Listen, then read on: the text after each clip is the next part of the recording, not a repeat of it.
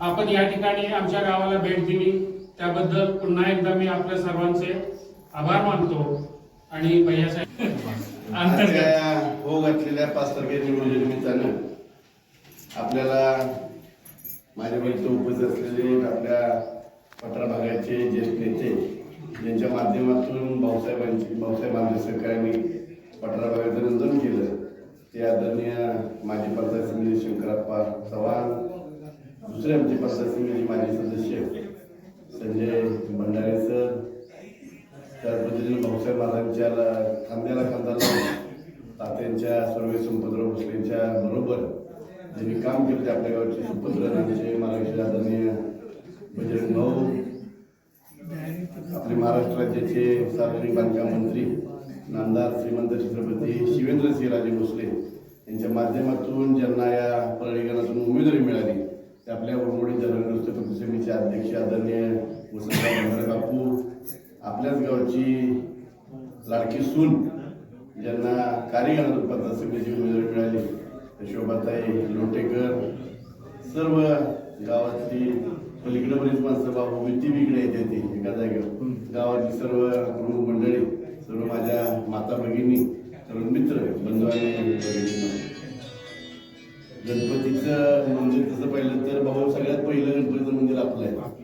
या गणपतीच्या मंदिरात आपण सर्वजण या निमित्त एकत्र आलोय. इथे कार्यक्रम चाललाय. खरं वाघवाडी, यादववाडी, सुतारवाडी, लोहारवाडी, ब्राह्मणवाडी, त्यानंतर सातवाड्या, ह्या वाड्यांचं आणि माझं किंवा राजकारणाचे संबंध फरक आहे असे कालचे आजचे परवाचे नाही.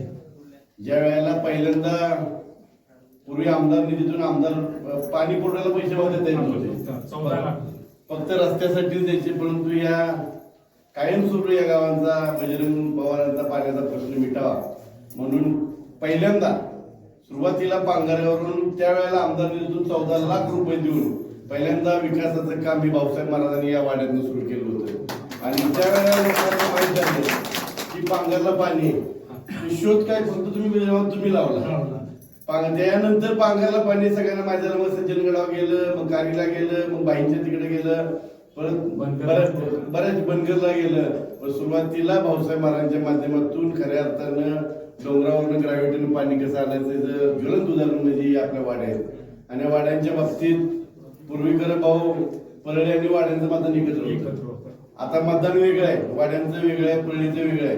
पूर्वी मतदान विरोधात की थोडीफार गेले की परळीवाल्याने म्हणायचं वाड्यांचं गेलं, वाड्यावाल्यामध्ये परळीचं गेलं. आता हा सूर्य हा जे आता आपलं मतदान केंद्र वेगळं आहे आणि चुकीच्या माणसांच्या पुढे आपण मतदान एखादं देऊन आपल्या गावचं नुकसान करून घ्यायचं काम आपल्या हातून होऊ नये एवढी या गणपतीच्या साक्षीने आपल्याला मी विनंती करतो.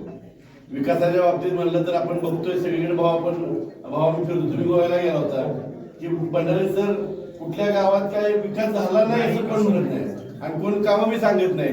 त्यांना माहिती आहे गेल्या 20 वर्षात आदरणीय बाबांच्या माध्यमातून सगळ्यात उत्तम माप ह्या परळी भागाला मिळालं आहे.